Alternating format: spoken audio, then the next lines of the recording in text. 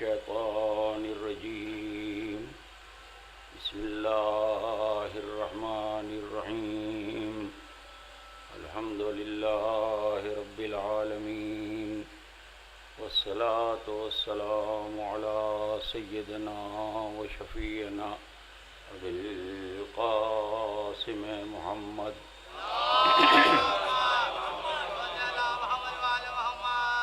وآله الطيبين الطاهرين المعصومين ولعنة الله على أعدائهم أجمعين من يومنا هذا إلى يوم الدين.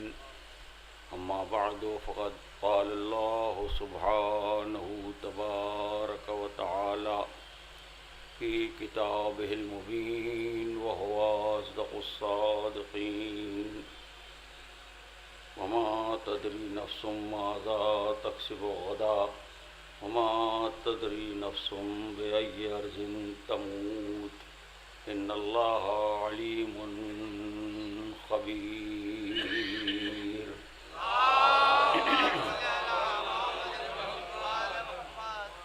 قرآن مجید کا 33واں سورہ لقمان، جس کے اندر خلاق عالم نے ان ہدایتوں اور ان وصیتوں کا تذکرہ کیا ہے جو جناب لقمان نے اپنے بیٹے کو کی.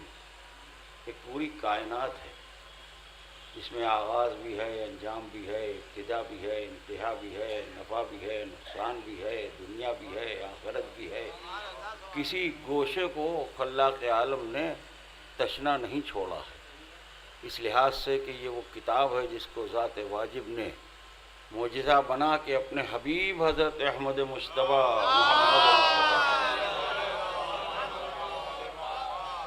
صلی اللہ علیہ وآلہ وسلم کے قلب اقدس کے اوپر نازل کیا. اور اس نے ارشاد فرمایا 57ویں سورہ میں، سورہ حدید میں، کہ لقد ارسلنا رسولنا بالبینات، یقیناً ہم نے اپنے رسولوں کو بینات کے ساتھ بھیجا، معجزات کے ساتھ بھیجا. بہت سے لوگ کہتے ہیں، بہت پڑھے لکھے دانشور، ادیب، شعراء، اس طرح کے لوگ سوال کرتے ہیں، کہتے ہیں معجزہ ہماری سمجھ میں نہیں آتا.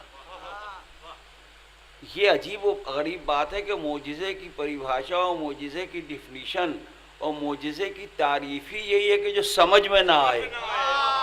صلوات بر محمد و آل محمد.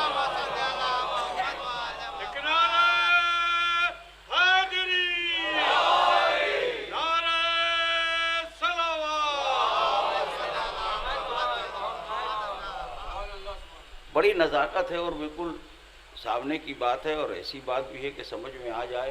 یہ ممکن نہیں ہے کہ سمجھ میں نہ آئے کہ معجزہ کیا. جو لوگ کہتے ہیں معجزہ ہماری سمجھ میں نہیں آتا، معجزہ ہماری سمجھ میں نہیں آتا، تو معجزہ تو اللہ کی عطا کی ہوئی ایک شے ہے، ایک صلاحیت ہے، ایک قوت ہے، ایک دولت ہے، ایک طاقت ہے، جو خلاق عالم ارشاد فرما رہا ہے کہ لقد ارسلنا رسولنا بالبینات، ہم نے اپنے رسولوں کو معجزے دے کے بھیجا. اگر ہم سے کوئی سوال کرنے کھڑا ہو جائے تو دنیا کی سامنے کی 10 چیزیں ہماری اور آپ کی سمجھ میں نہیں آتی. ٹی وی دیکھتے ہیں، تصویر کیسے آ رہی ہے سمجھ میں آ رہا ہے. موبائل پر بات کرتے ہیں، آواز آ رہی ہے سمجھ میں آ رہا ہے. یہ لائٹ روشن ہے، یہ کرنٹ کس صورت سے آ رہا ہے سمجھ میں آ رہا ہے. یہاں کے معاملے تو سمجھ میں نہیں آتے ہیں، اس کا معاملہ سمجھ میں آ جائے گا. معجزے کی تعریف ہی یہی ہے، نہ سمجھ میں آئے نہ پکڑ میں آئے. آپ غور کیجئے، نہ سمجھ میں آئے نہ پکڑ میں آئے. اس کو آپ یوں سمجھ لیجئے، آج کی اور اپنی زبان میں ہم بچے اور نوجوان سمجھ لیں. دیکھیے، معجزہ وہ ہے آدمی جس کی کاپی نہ کر پائے. صلوات بھیجیے محمد و آل محمد. غور فرمائیے.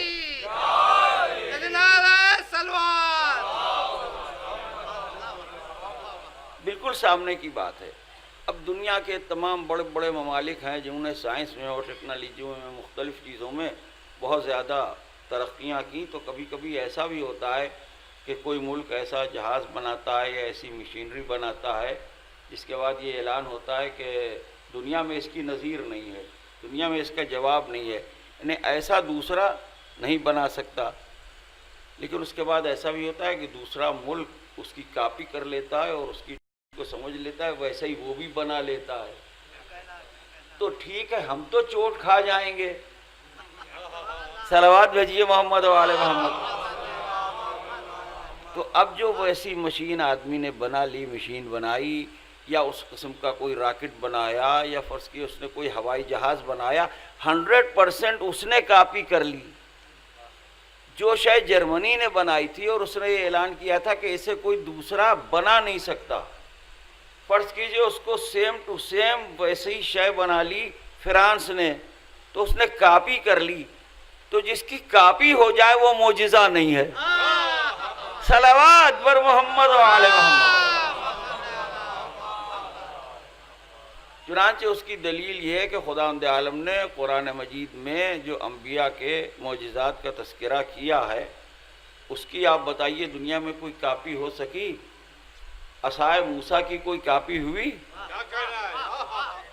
جناب موسیٰ کے ہاتھ میں جو عصا رہتا تھا، جو لکڑی تھی، اس کو عربی میں عصا کہتے ہیں، وہ زمین پر ڈالتے تھے تو وہ اژدہا بن جاتا تھا۔ یہ تھا جناب موسیٰ کا معجزہ۔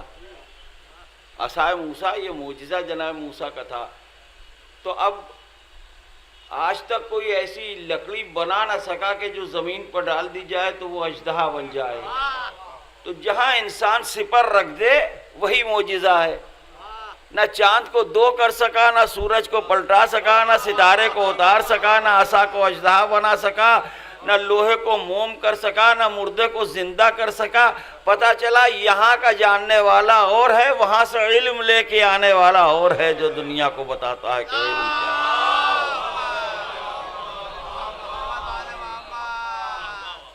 یا نارو کونی بردن وسلام علی ابراہیم۔ وہ آگ جو آسمان سے باتیں کر رہی تھی، اور فرمایا آپ نے وہ گل ہو گئی۔ تو اس طریقے سے نہ کوئی آگ کو گل سے کر سکا، نہ کوئی دریا میں راستہ بنا سکا، نہ کوئی لوہے کو موم کر سکا، نہ کوئی عصا کو اژدہا بنا سکا، نہ کوئی چاند کو دو حصوں میں تقسیم کر سکا۔ اب جو لوگ کہتے ہیں معجزے کی ضرورت کیا ہے، معجزے کی ضرورت اس لیے ہے کہ جب سیدھی انگلیوں گھی نہیں نکلتا تب معجزہ دکھایا جاتا ہے۔ صلوات بر محمد و آل محمد۔ بس اتنی سی بات ہے۔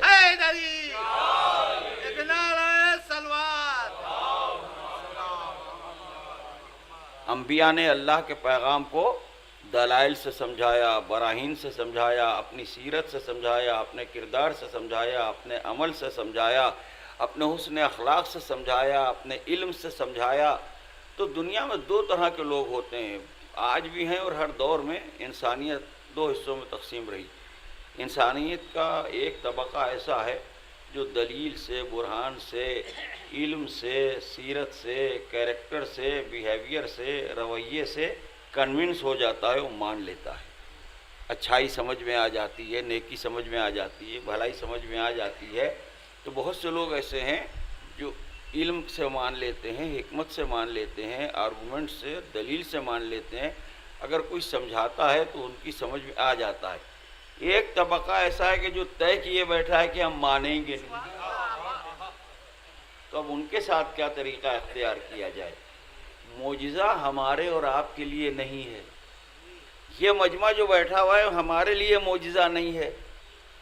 آپ کہیں گے کیوں صاحب ہمارے لیے معجزہ کیوں نہیں؟ ہم معجزے کو مانتے ہیں، ہمارا یقین ہے، ہمارا ایمان ہے، تمام مسلمانوں کا ایمان ہے ان آیتوں کے اوپر اور ان معجزات کے اوپر اور ان انبیاء کے اوپر کہ جن کا ذکر قرآن مجید میں خداوند عالم نے کیا ہے، مگر یہ معجزے جو ہوئے یہ ہمارے لیے نہیں ہوئے۔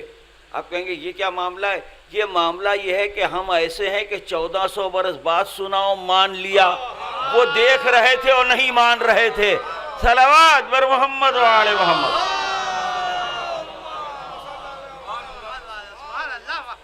اسی لیے اسلام نے اور پیغمبر اسلام نے آخر زمانہ کے لوگوں کی تعریف کی ہے جہاں آخری زمانے کی مذمت کی گئی ہے بہت سی باتوں کے سلسلے میں کہ لوگوں میں یہ عیب پیدا ہو جائیں گے، یہ خرابیاں پیدا ہو جائیں گی، یہ نقائص پیدا ہو جائیں گے، اسی کے ساتھ ہی ساتھ ایک بہت بڑے طبقے کی رسول اللہ نے اور حدیثوں نے تعریف بھی کی ہے،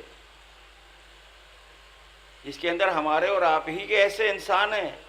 ارے بھئی وہ کون تھے جنہوں نے چاند کو دو ہوتے ہوئے دیکھا اور نہیں مانا؟ ہم نے سنا اور مانا۔ اور فرمایا آپ نے، ہم نے سنا کہ ایسا اژدہا بنا، ہم نے مانا۔ آج تک کوئی نوجوان، کوئی مسلمان کسی طبقے کا کسی سے یہ پوچھنے کے لیے نہیں آیا کہ حضور ہماری سمجھ میں نہیں آتا کہ ایسا کیسے اژدہا بنا، حضور نے چاند کو دو کیسے کر دیا، جناب موسیٰ کے ہاتھ میں جو عصا تھا معجزہ کیسے تھا، جناب داؤد کے ہاتھوں میں لوہا موم کیسے ہو جاتا تھا۔ تو ہم نے تو بغیر دیکھے مانا۔ جو مسلمان کہتے ہیں غیب ہماری سمجھ میں نہیں آتا، 100 میں 100 تو غیب مانے بیٹھے ہیں۔ صلوات بر محمد و آل محمد۔ کیا غور کیجئے،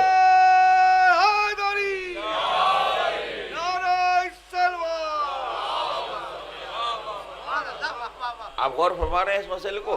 میں قرآن کی لائٹ میں ہوں، قرآن کی روشنی میں دعوت دے رہا ہوں۔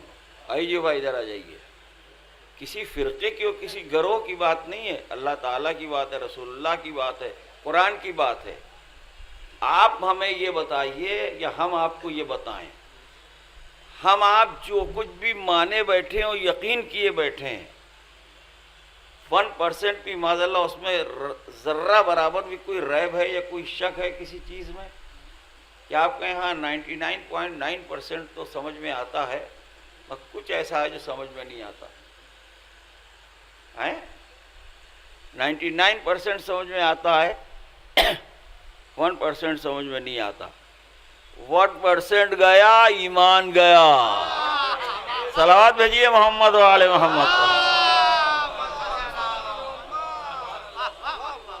حق اور اللہ کا دین، اللہ کا میسج، اللہ کا پیغام، حضور سرور کائنات کا ارشاد، قرآن مجید کی آیتیں، یہ کوئی مارے باندھے کا سودا نہیں ہے۔ ہم اور آپ جیسے توڑ کر لیتے ہیں، اللہ اور رسول توڑ نہیں کرتے کہ چلو اتنے ہی پہ مان لو، چلو لا الہ الا اللہ ہی مان لو، چلو محمد الرسول اللہ ہی مان لو، کچھ مان لو کچھ چھوڑ دو۔ صلوات بھیجیے محمد و آل محمد۔ یہ کوئی پلاٹ نہیں فروخت ہو رہا ہے، یہ کوئی بہت بڑا مکان نہیں بک رہا ہے، کروڑوں کا معاملہ ہے، تو چلیے ہٹائیے 2-4 لاکھ چھوڑ دیجئے تو ٹھیک ہے۔ انبیاء میں یہ معاملہ نہیں ہے کہ 1,24,000 ہیں 10-5 چھوڑ دیجئے۔ صلوات بر محمد و آل محمد۔ آپ غور فرما رہے ہیں، قرآن شریف میں یہ معاملہ نہیں ہے۔ دنیا کے حساب سے آپ مذہب کا اور دین کا اندازہ نہ لگائیے کہ اچھا چلیے پورے قرآن کو تو مان رہا ہے، ایک سورہ نہیں مان رہا ہے، چھوٹا سا سورہ، چھوٹے سے سورے نے قصیدے اتروا دیے تھے۔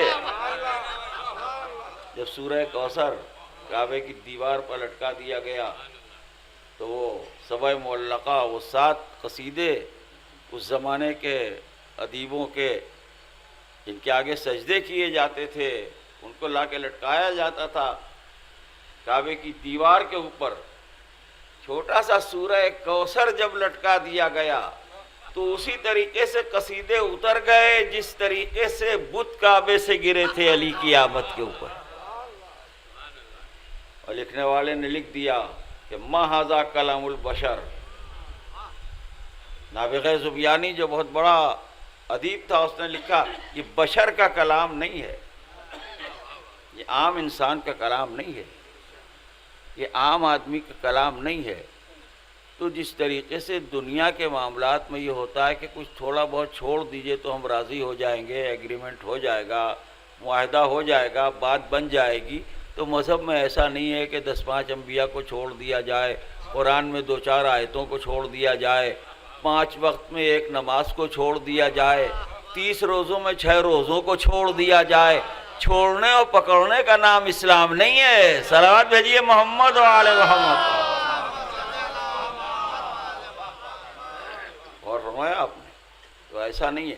تو ہم لوگ جو کچھ بھی مانے بیٹھے ہیں وہ حاضر ہے یا غائب ہے؟ کسی نے کہا کہ ہم عصا کو اژدہا دیکھیں گے تب مانیں گے۔ سورج کو پلٹتے ہوئے کس نے دیکھا؟ چاند کو دو ہوتے ہوئے کس نے دیکھا؟ عصا کو اژدہا بنتے ہوئے کس نے دیکھا؟ لوہے کو موم بنتے ہوئے کس نے دیکھا؟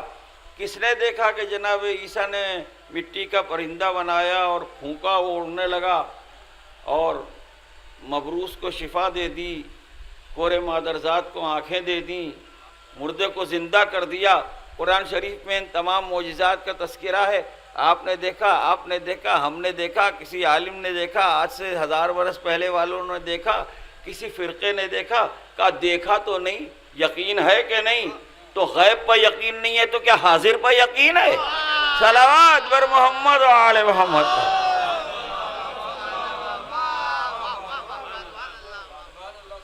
امتحان تو ہمیشہ پردہ ڈال کے لیا جاتا ہے۔ امتحان کا اصول ہی ہے، پردہ اٹھا کے کبھی امتحان نہیں لیا جاتا، چاہے زبانی امتحان ہو، چاہے کاپی پر لکھنا ہو۔ اگر اورل والا معاملہ ہے تو یہ بتا نہیں دیا جاتا پہلے سے اسٹوڈنٹ کو کہ ہم یہ سوال کریں گے اور تم یہ جواب دینا۔ اسی طریقے سے اگر پیپر آؤٹ ہو جاتا ہے تو بدل دیا جاتا ہے۔ یہ تو اللہ کا لاکھ لاکھ کرم ہے کہ قرآن میں اس نے فقط پیپر ہی کو آؤٹ نہیں کیا بلکہ جواب بھی لکھوایا، فقط یاد رکھنے کی بات ہے، اس کے علاوہ۔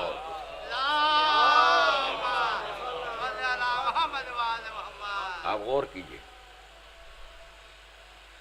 کہیں پیپر آؤٹ ہوتا ہے، چینج کر دیا جاتا ہے، بدل دیا جاتا ہے، امتحان کی ڈیٹ بدل دی جاتی ہے۔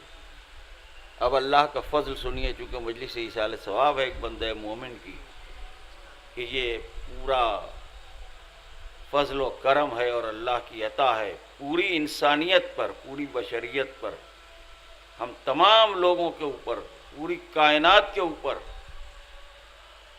قرآن شریف میں خلاق عالم نے سورہ بقرہ میں پورا پیپر آؤٹ کیا جو تمام انسانوں کے واسطے ہے۔ اور مزے کی بات یہ کہ سوال 5 ہیں، جواب 1 ہے۔ آپ غور فرما رہے ہیں، 5 سوال ہوتے ہیں تو ان کے جوابات الگ الگ ہوتے ہیں۔ بھئی 5 سوال ہیں تو 5 جواب ہوں گے، مگر قرآن میں سوال تو 5 ہیں مگر جواب 1 ہے۔ اور فرمایا آپ نے کیا ارشاد ہوتا ہے؟ پوری بشریت اور پوری انسانیت ہے اس کے اندر، خالی مسلمانوں کی بات نہیں ہے، یا مسجد میں یا مجلس میں آنے والوں کی بات نہیں ہے۔ یہی تو معجزہ ہے کہ پوری کائنات کے واسطے ہے، پوری حیات کے لیے ہے، ذرے ذرے کے واسطے۔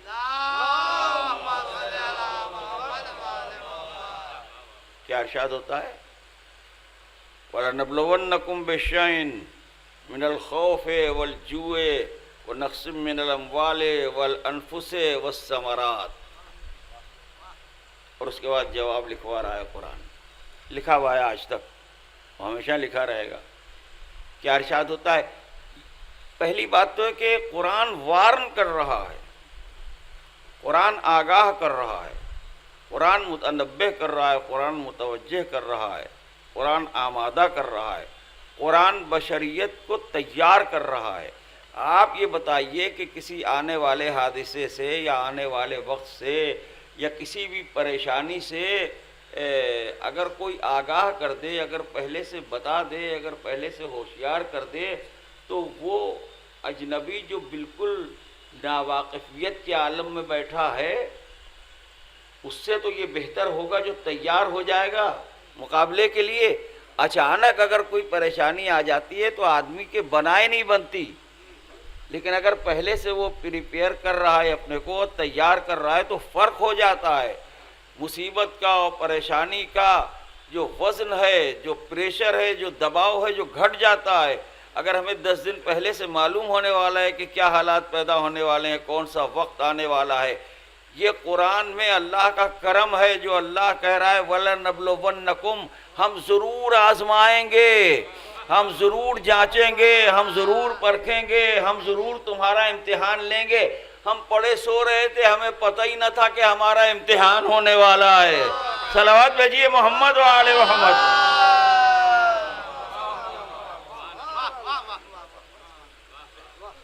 یعنی انسان کو آمادہ کرنا، دیکھیے پہلے سے انفارم کیا جاتا ہے ممالک میں، مختلف جگہوں کے اوپر کوئی سونامی آنے والی ہوتی ہے، کوئی طوفان آنے والا ہوتا ہے۔ اس طرح کے جو ممالک ہیں جہاں زلزلے وغیرہ زیادہ آتے ہیں یا آتش فشاں ہوتے ہیں، ہم تو خدا کا شکر ہے ایسے ایریے میں ہیں جو بہت محفوظ ہے، تو پہلے سے آج سائنس اور ٹیکنالوجی اور ان تمام چیزوں کے ذریعے سے بھی آگاہ کر دیا جاتا ہے، تو کم از کم کچھ لوگ بچ جاتے ہیں، اپنی حفاظت کر لیتے ہیں۔ تو اگر انسان آمادہ ہو جاتا ہے تو یہ ایک اچھی بات ہے۔ تو تمام انسانیت کو قرآن آمادہ کر رہا ہے۔ کوئی یہ سوچے ہمارا تو کوئی بال بیکا ہونے والا نہیں ہے، ہمارے لیے کوئی بیماری نہیں ہے، ہمارے لیے کوئی پرابلم نہیں ہے، ہمارے لیے کوئی مرض نہیں ہے، ہمارے لیے کوئی پریشانی نہیں۔ ارے بس شکر کرتے رہو اور سجدہ کرتے رہو، یہی بہت بڑی بات ہے، تاکہ بچے رہو محفوظ۔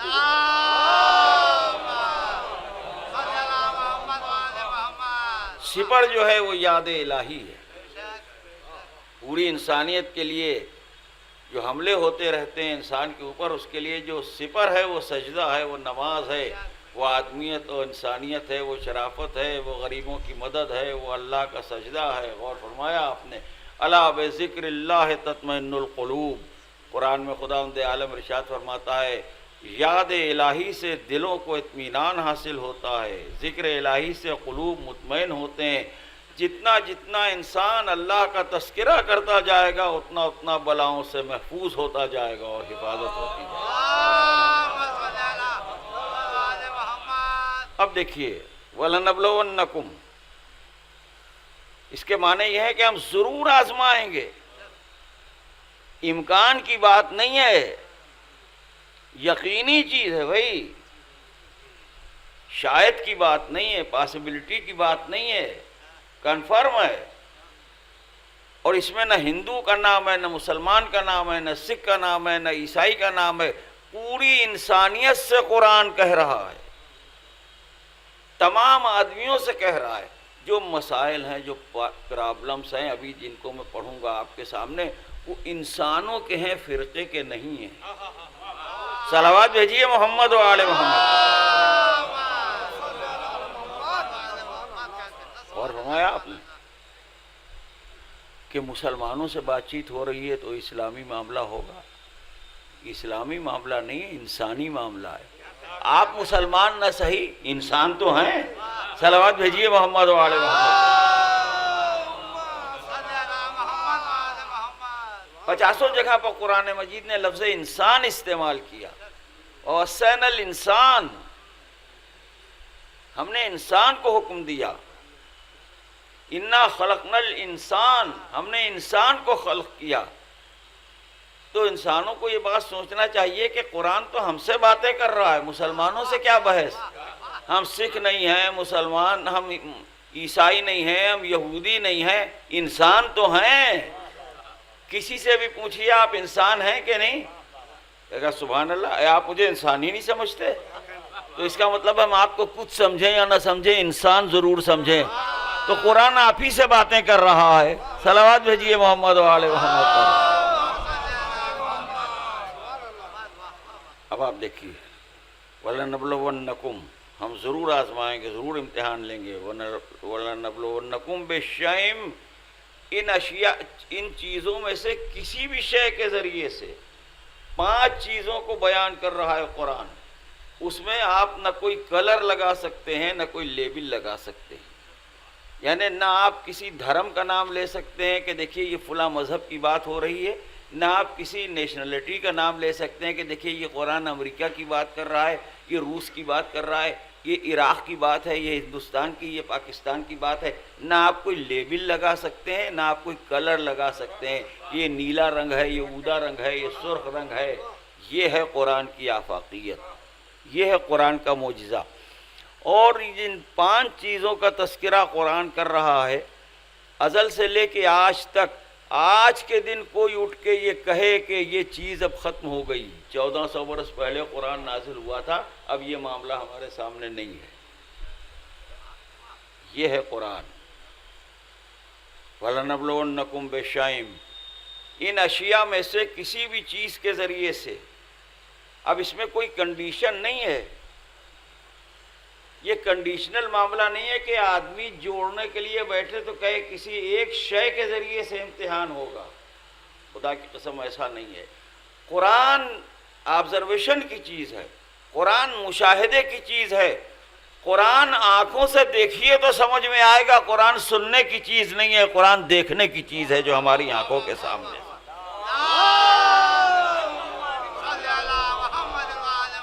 صبح سے شام تک ہم اور آپ قرآن شریف کو دیکھا کرتے ہیں، صبح سے لے کے شام تک اپنے گھر میں، اپنے خاندان میں، اپنے محلے میں، اپنے دوستوں میں، اپنے عزیزوں میں ہم اور آپ صبح سے شام تک قرآن شریف کو دیکھا کرتے ہیں، مگر ہمیں پتہ نہیں ہے کہ یہ ہم قرآن کو دیکھ رہے ہیں، اس لیے کہ آیت تو ہمیں یاد نہیں ہے۔ صلوات بھیجیے محمد و آل محمد پر۔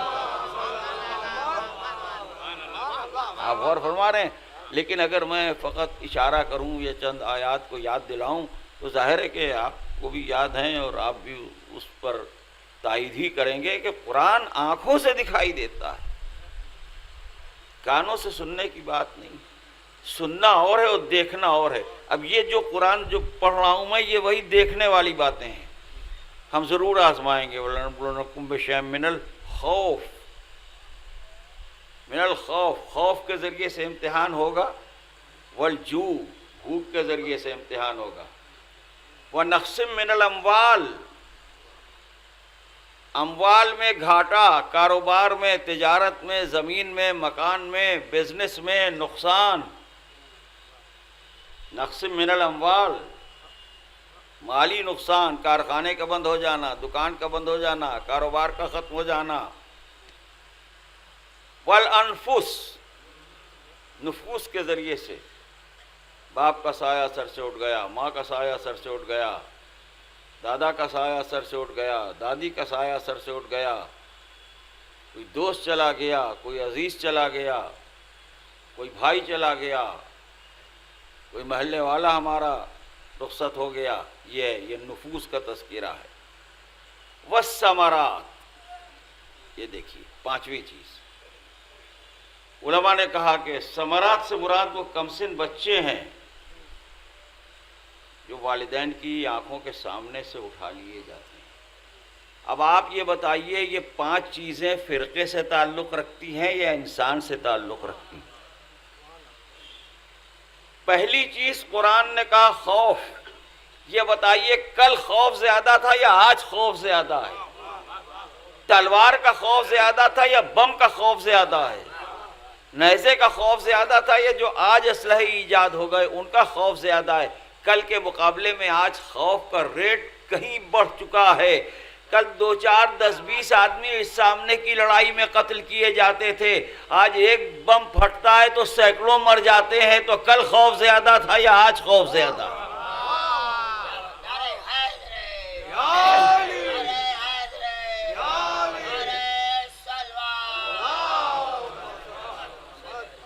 جو جتنا طاقت والا ہے، جو جتنا پیسے والا ہے، جو جتنا اثر والا ہے، جو جتنا اقتدار والا ہے، جو جتنے اسلحے والا ہے، جو جتنی فوج والا ہے، اتنا ہی ڈر رہا ہے۔ غریب آدمی نہیں ڈر رہا ہے، صدر ڈر رہا ہے، پرائم منسٹر ڈر رہا ہے، وزیر ڈر رہا ہے۔ صلوات بر محمد و آل محمد۔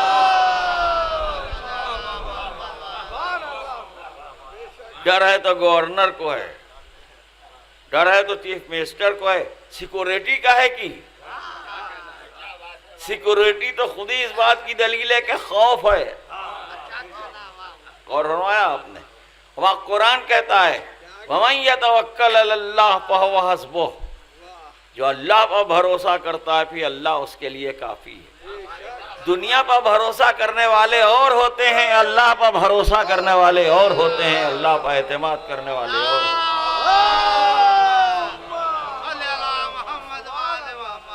تو اب یہ جو قرآن لفظ خوف کا تذکرہ کر رہا ہے، جس فیئر کا تذکرہ کر رہا ہے، جس ڈر کا تذکرہ کر رہا ہے، یہ کیا شیعوں کے لیے یا مسلمانوں کے لیے ہے یا پوری دنیا کے لیے ہے؟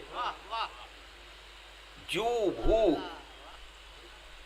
پورے گاؤں، پورے علاقے تباہ ہو رہے ہیں، انسان دم توڑ رہے ہیں فاقے سے، اور اناج کو جلایا جا رہا ہے اور سمندروں میں پھینکا جا رہا ہے، انسان پر ظلم کر رہا ہے۔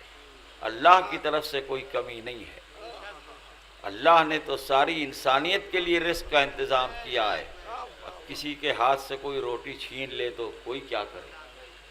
تو خوف کے ذریعے سے امتحان ہوگا، بھوک کے ذریعے سے امتحان ہوگا، مالی نقصان کو تو سبھی اچھی طرح سے جانتے ہیں کس طریقے سے نقصان ہوتا ہے، والانفس، اور آخر میں ثمرات سے مراد کم سن بچے، چھوٹے بچے، اور فرمایا آپ نے صبر کی منزل میں امتحان ہوتا ہے۔ اور میں اس مجلس میں اگر یہ بات پڑھوں تو بیجا نہ ہوگی کہ یہ مرحوم جن کے ایصال ثواب کی مجلس ہو رہی ہے، اس منزل میں ان کا امتحان ہوا۔ سب سے بڑا بیٹا جو تھا وہ کم سنی کے عالم میں ہم لوگوں کی آنکھوں کے سامنے سے دنیا سے چلا گیا۔ قرآن کہتا ہے ثمرات کی منزل میں امتحان ہوگا، وہ چھوٹے بچے جو ماں باپ کے سامنے اٹھا لیے جاتے ہیں، جن کو محبت سے پالا پرورش کیا، انہیں کو لے جا کے خاک کو ملا دیا، تو یہ اتنا بڑا امتحان ہے کہ اس کو قرآن مجید نے سب کے آخر میں رکھا۔ تو پانچوں چیزیں دیکھیے تمام انسانوں کے واسطے، چاہے آپ مالی نقصان کا سوال کیجئے، چاہے آپ خوف کا سوال کیجئے، چاہے آپ بھوک کا سوال کیجئے، چاہے آپ موت کا سوال کیجئے، تو کوئی ہندو ہو، کوئی عیسائی ہو، کوئی سکھ ہو، کیا اس کے اعزاء اور اس کے دوست اور اس کے بزرگوں کا انتقال نہیں ہوا ہوگا؟ اگر نہیں تو موت کا اقرار سب کو کرنا پڑتا ہے، خوف کا اور بھوک کا اور مالی نقصان کا۔ تجارت میں کیا فقط نماز پڑھنے والوں کو نقصان ہوتا ہے؟ اس میں نماز اور روزے سے کیا تعلق ہے؟ یہ تو سب کے لیے ہے۔ اور فرمایا آپ نے اسی طریقے سے چھوٹے بچوں کا معاملہ، قرآن نے جن معاملات کا تذکرہ کیا وہ پوری انسانیت اور پوری بشریت سے تعلق رکھتے ہیں، کسی دین اور کسی مذہب اور کسی نیشن اور کسی زمین کی بات نہیں ہے۔ اب جواب سنیے، یہ بھی عجیب بات ہے کہ قرآن نے جو پیپر سیٹ کیا تو سوال 5 ہی رکھے، اور فرمایا آپ نے ہمارے یہاں بھی عام طور پر 5 ہی سوال ہوتے ہیں۔ اب قرآن کہتا ہے پیغمبر سے وبشر الصابرین، اے ہمارے رسول آپ بشارت دے دیجئے صبر کرنے والوں کو، آپ خوشخبری سنا دے دیجئے صابرین کو، اذا اصابتہم مصیبہ، کہ جب ان کے اوپر کوئی وقت پڑتا ہے، کوئی مصیبت پڑتی ہے۔ اب یہ قرآن کی تعلیم ہے پوری انسانیت کو، یہ اللہ تعالیٰ کی طرف سے جواب تعلیم کیا جا رہا ہے تمام انسانوں کو کہ ایسے موقع پر کیا کرنا چاہیے۔ اور فرمایا آپ نے وبشر الصابرین، اے ہمارے رسول آپ صبر کرنے والوں کو بشارت دے دیجئے، اذا اصابتہم مصیبہ، جب ان کے اوپر کوئی مصیبت پڑتی ہے، قالوا، تو وہ کہتے ہیں انا للہ و انا الیہ راجعون، ہم اللہ کے لیے ہیں اور اسی کی طرف ہمیں پلٹ کے جانا ہے۔ وہ قرآن نے ہم کو یہ تعلیم دی کہ غم میں، آفت میں، ابتلا میں، امتحان میں، پرابلم میں، مصیبت میں اگر تم اپنی ذات کو سامنے رکھو گے، غور کیجئے آپ، ہماری ذات، ہماری ہستی، ہماری شخصیت، ہماری حیثیت، اگر ہم اپنے آپ کو سامنے رکھیں گے، اپنی ذات کو ہم سامنے رکھ رہے ہیں، ہم خود اپنے آپ کو دیکھ رہے ہیں، تو ہمیں احساس نقصان ہوگا کہ ہمارا لاس ہوا، ہمارا نقصان ہوا، ہم گھاٹے میں چلے گئے، ہم کو گھاٹا ہوا، ہم کو نقصان ہوا، ہم پریشان ہوئے۔ اگر ہم اپنی ذات کو سامنے رکھیں گے تو ہمیں احساس نقصان ہوگا۔ اب اس بات کو آپ پہلے یوں بھی سمجھ لیجئے کہ دنیا میں جو کچھ بھی ہے، اے ٹو زیڈ جتنے بھی معاملات ہیں، تمام چیزیں ڈیپینڈ کرتی ہیں آدمی کی تھنکنگ پر۔ ہم کس حساب سے سوچ رہے ہیں.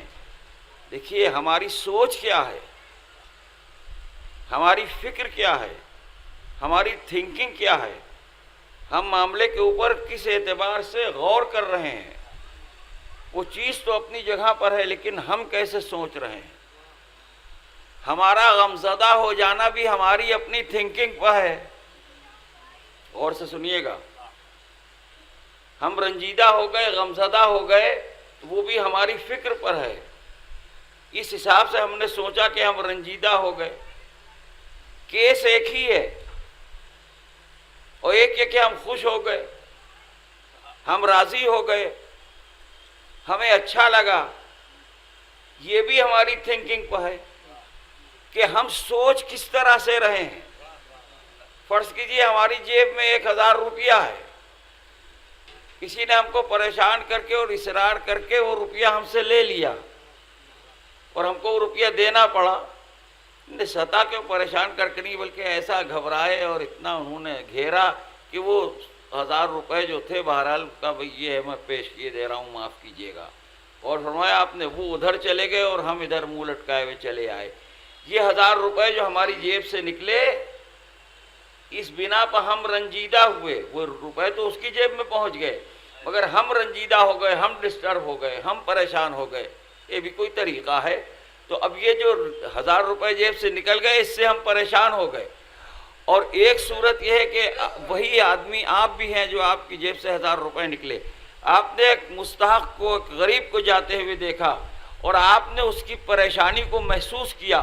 اس نے آپ سے کچھ کہا نہیں، اس نے آپ سے کوئی سوال نہیں کیا، آپ نے خود ہی بڑھ کے روکا، بھائی صاحب آپ سے کچھ عرض کرنا ہے، یہ ایک امانت ہے، یہ آپ رکھ لیجئے، بڑا آپ کا احسان ہوگا. وہ حیرت سے دیکھ رہا ہے، کہا نہیں اب کچھ کہیے گا نہیں. وہ ادھر چلا گیا، آپ خوشی خوشی ادھر چلے آئے.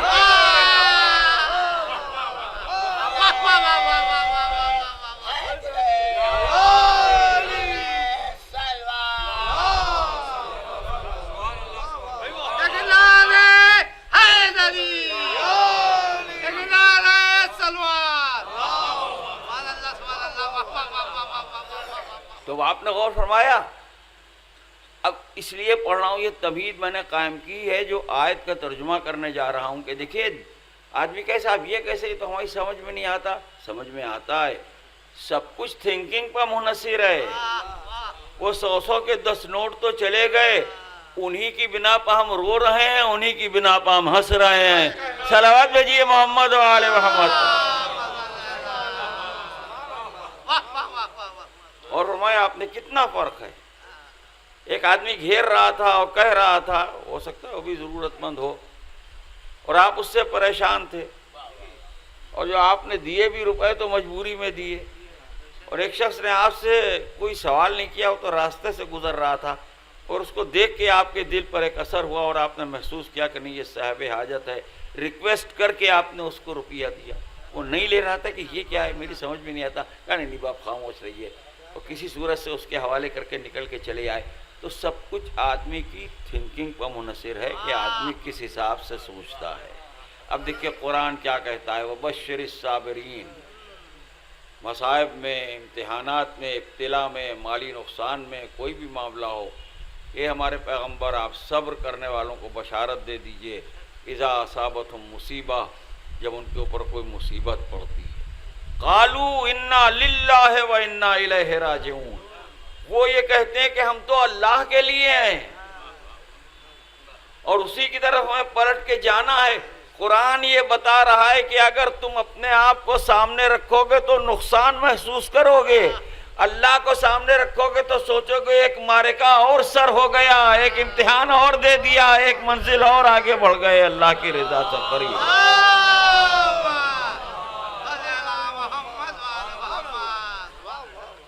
مگر کائنات میں ایک گھرانہ نکلا جس نے قرآن کو پیش کیا زمانے کے سامنے اپنے عمل سے. انا للہ و انا الیہ راجعون. زبان سے کہنا آسان ہے، مگر عملی میدان میں قدم رکھنا بہت دشوار ہے، اور راضی ہونا بہت سخت ہے. اور یہ بات کہنا کہ ہم اللہ کے لیے ہیں اور اسی کی طرف ہمیں پلٹ کے جانا ہے، یہ میرے پیغمبر کا گھرانہ تھا کہ اٹھے تو اللہ کے لیے، بیٹھے تو اللہ کے لیے، بولے تو اللہ کے لیے، چپ رہے تو اللہ کے لیے، صلح اللہ کے لیے، جہاد اللہ کے لیے، ظہور اللہ کے لیے، غیبت اللہ کے لیے، آغاز اللہ کے لیے، انجام اللہ کے لیے، ابتدا اللہ کے لیے، انتہا اللہ کے لیے، کمسنی اللہ کے لیے، بچپن اللہ کے لیے، نوجوانی اللہ کے لیے، جوانی اللہ کے لیے، بڑھاپا اللہ کے لیے، گویائی اللہ کے لیے، خاموشی اللہ کے لیے، آغاز اللہ کے لیے، انجام اللہ کے لیے، ابتدا اللہ کے لیے، انتہا اللہ کے لیے، کھانا کھلانا اللہ کے لیے، پانی پلانا اللہ کے لیے، دسترخوان بچھانا اللہ کے لیے، گھر لٹانا اللہ کے لیے، قربانی دینا اللہ کے لیے۔ اس طرح سے اپنی حیات کو اللہ کی رضا میں ڈھال دیا کہ قرآن نے کہا وَمَا تَشَاءُونَ إِلَّا أَن يَشَاءَ اللَّهُ، آپ تو چاہتے ہی نہیں مگر وہی چاہتے ہیں کہ جو اللہ چاہتے ہیں۔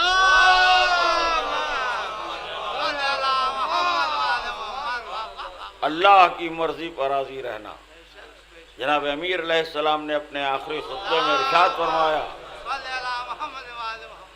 مال دنیا کے سلسلے میں ارشاد فرمایا کہ وَلَا تَأْسَفُ عَلَىٰ شَيْءٍ مِّنْهَا ضَوَّ عَنْكُمْ، مال دنیا میں سے اگر کوئی شے ضائع ہو جائے تو اس پر کبھی افسوس نہ کرنا۔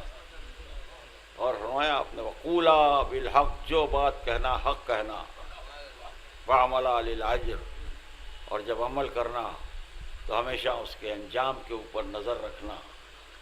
ارشاد فرماتے ہیں کہ وَكُونَا لِلظَّالِمِ خَصْمًا وَلِلْمَظْلُومِ عَوْنًا، ہمیشہ ظالم سے دور رہنا، ہمیشہ مظلوم کی مدد کرنا۔ جو مظلوم کا ساتھ دیتا ہے اور جو مظلوم کی مدد کرتا ہے اللہ اس سے راضی ہوتا ہے۔ عزیزان محترم، کسی غمزدہ انسان کے دل کو تسلی دینا یہی اسلام ہے، یہی انسانیت ہے۔ کسی بھوکے کو کھانا کھلانا یہی دین ہے، کسی پیاسے کو پانی پلانا یہی شریعت ہے، کسی کمزور کو سہارا دینا یہی اسلام کا پیغام ہے، یہ قرآن کا پیغام ہے۔ کسی کے غم میں شریک ہونا یہی اسلام کی تعلیم ہے۔ یہ جو مجلس ایصال ثواب ہوتی ہے اس سے بھی انسانیت کا درس ملتا ہے، اس سے بھی آدمیت کا درس ملتا ہے، اس سے بھی بشریت کا درس ملتا ہے۔ انسان کا کمال، انسانیت کا کمال یہ ہے کہ انسان دوسرے کے غم میں شریک ہو، دوسرے کے علم میں شریک ہو، دوسرے کی پریشانی میں شریک ہو، دوسرے کی مصیبت میں شریک ہو۔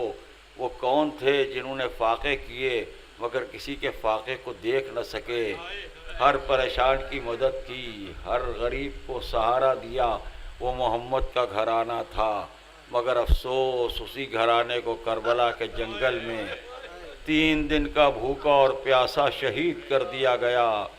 عزیزو، ایک عزادار، ایک محب اہل بیت کے ایصال ثواب کی مجلس ہو رہی ہے جس کا آخری عمل وضو رہا۔ آخری عمل کی بھی بڑی اہمیت ہوتی ہے کہ جب انسان دنیا سے جا رہا تھا تو اس کا آخری عمل کیا تھا۔ ایک بات تو جو قرآن نے کہی کہ وما تدری نفس ماذا تکسب غدا، کسی کو یہ نہیں معلوم کہ کل کیا ہوگا۔ وما تدری نفس بأی ارض تموت، کسی کو یہ نہیں معلوم کہ کس زمین پر اسے موت آئے گی۔ ان اللہ علیم خبیر، اللہ علیم بھی ہے، اللہ خبیر بھی ہے۔ آپ دیکھیے قرآن نے ساری گفتگو علم کی ہے۔ کتنے واقعات ایسے ہوتے ہیں کہ انسان کو یہ نہیں پتہ، کسی انسان کو یہ پتہ نہیں کس سرزمین پر موت آئے گی، کب موت آئے گی، کیا ہوگا۔ کل کے بارے میں تو انسان جانتا نہیں۔ اللہ کہتا ہے اللہ علیم بھی ہے، اللہ خبیر بھی ہے۔ کبھی کبھی ایسا ہوتا ہے کہ جیسے پھول سے خوشبو نکل جائے، موت بھی ایسی ہی ہوتی ہے کہ جیسے پھول سے خوشبو نکل جائے۔ وضو کیا نماز مغربین کے لیے، آخری عمل وضو رہا۔ باوضو رہنے کے اتنے ثوابات ہیں، اتنی حدیثیں ہیں، اتنے روایات ہیں اور اتنی جزا ہے اور اتنے اجر ہیں کہ جس کی کوئی حد و انتہا نہیں، جو کچھ علماء نے اپنی کتابوں میں لکھا ہے۔ یہاں تک ہے کہ اگر کوئی وضو کر کے سو جائے تو رات بھر ثواب عبادت اس کے نام عمل میں لکھا جاتا ہے۔ اور فرمایا آپ نے اس لیے کہ وضو تو اس نے اللہ کی قربت کی نیت سے کیا، تو وضو کے بڑے ثوابات ہیں، بے انتہا ثوابات ہیں۔ وضو کر کے مصلی پہ جا رہے تھے، جیسا کہ میں نے سنا کہ وضو کرنے کے بعد مصلی پر جا رہے تھے، اس دوران کچھ طبیعت خراب ہوئی، تو اب ظاہر ہے کہ اب یہ جو کچھ بھی ہو رہا ہے یہ مصلی اور وضو کے درمیان ہو رہا ہے، اسی میں آدمی مصلی کی طرف نہیں بڑھا، جنت کی طرف بڑھ گیا۔ صلوات بھیجیے محمد و آل محمد۔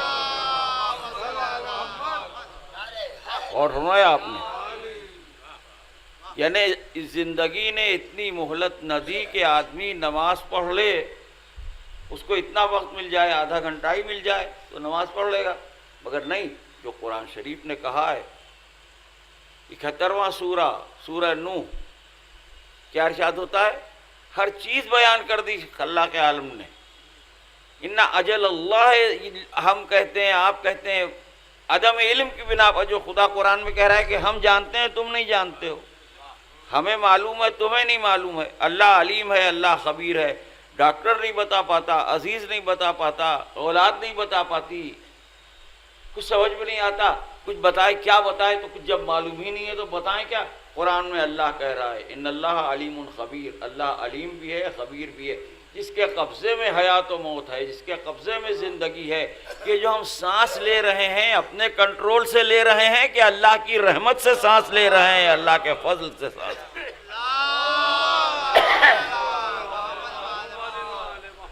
آپ حضرات اس بات پر غور کیا کیجئے اور اس بات پر غور کیجئے، ہر سیکنڈ اور ہر لمحہ اللہ کی رحمت آپ کے ساتھ ہے، ہمارے ساتھ ہے، پوری انسانیت کے ساتھ ہے۔ آپ یہ بتائیے کہ اگر ذرا ایک لمحے کے لیے اگر سانس رک جائے تو آدمی کتنا ڈسٹرب ہو جاتا ہے، بے چین ہو جاتا ہے، 1 منٹ تو بہت ہوا، لیکن ہم لوگ اتنی دیر سے مجلس سن رہے ہیں اور بیٹھے ہیں اور ہم آپ سبھی لوگ سانس لے رہے ہیں، یہ تو کچھ سانس لینے میں کوئی انٹینشن ہے؟ یہ بتائیے کوئی ارادہ ہے؟ کوئی صاحب ارادے سے سانس لے رہے ہیں کہ ہاں اب میں سانس لے رہا ہوں؟ پانی تو مانگتا ہے آدمی دوسرے سے، تو ہمارا کوئی انٹینشن، ہم کچھ سوچ ہی نہیں رہے ہیں، سانس لے رہے ہیں، یہ سانس نہیں لے رہے ہیں، یہ ادھر سے زندگی مل رہی ہے۔ صلوات بھیجیے محمد و آل محمد پر۔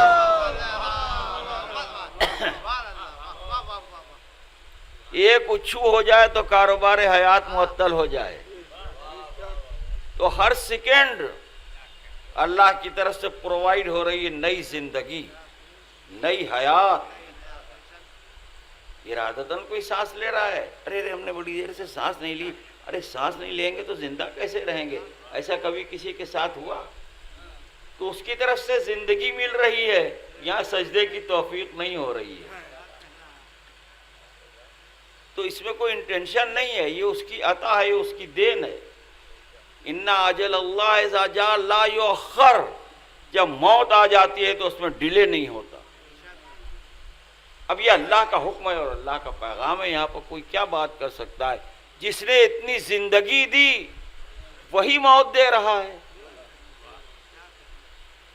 تو اب یہ آدمی کی فکر اور آدمی کی سوچ جو ہے، اس کا معاملہ الگ ہے بھائی صاحب، اللہ کی مرضی کا معاملہ الگ ہے، رضا الہی کا مسئلہ الگ ہے، اس کو ائمہ معصومین نے سمجھایا اور قرآن شریف نے سمجھایا۔ تو میں سمجھتا ہوں، میں اپنی ذات کی مثال دے رہا ہوں اور کسی کی مثال نہیں دے رہا ہوں، اپنے لیے کہہ رہا ہوں، ہماری موت و حیات کا معاملہ بھی کچھ رمضان کا ایسا ہے۔ دیکھیے رمضان بالکل سر پہ ہے، ہماری موت اور زندگی کا معاملہ جو ہے وہ کچھ رمضان کا ایسا ہے، رمضان شریف جو آ رہا ہے۔ آپ کہیں گے اس کا مطلب کیا ہے؟ سنیے جو ہے کہ بھئی رمضان کا معاملہ ہے، موت و حیات کا معاملہ رمضان کا ایسا ہے۔ ہاں بالکل رمضان کا ایسا معاملہ ہے، رمضان کا معاملہ یہ ہے اور ہمارا معاملہ یہ ہے، 11 مہینے کھانا تو سمجھ میں آتا ہے، صلوات ور محمد و آل محمد۔ آج تک کسی مہینے کا نام لے کے 8-10 دن یا 15 دن کے لیے بھی کسی کو یہ کہتے ہوئے نہیں سنا کہ بھئی رجب بھر تو میں نہیں کھانا کھاتا، مجھے بھوک ہی نہیں لگتی، مجھے خواہش ہی نہیں ہوتی، اتنی نظریں اور اتنے دسترخوان ہوتے ہیں کہ بھئی میں کھا ہی نہیں سکتا، تو میں بھوکا رہتا ہوں۔ 11 مہینے سے 1 مہینہ بھی مس کیا کسی نے؟ مہینہ تو بڑی چیز، 10-5 دن 2-4 دن، سبحان اللہ ہم ہی ملے تھے آپ کو۔ تو ہمارے ہاں موت و حیات کا معاملہ ہماری بالکل رمضان کا سا معاملہ ہے۔ وہ معاملہ یہ ہے کہ 11 مہینے کا کھانا تو سمجھ میں آتا ہے، 1 مہینے کا چھوڑنا سمجھ میں نہیں آتا۔ تو اسی طریقے سے حیات سمجھ میں آتی ہے، موت سمجھ میں نہیں آتی۔ اللہ یہ کہتا ہے حیات بھی ہمارا آرڈر ہے، موت بھی ہمارا آرڈر ہے۔ انا للہ و انا الیہ راجعون، ہم اللہ کے لیے ہیں، اسی کی طرف۔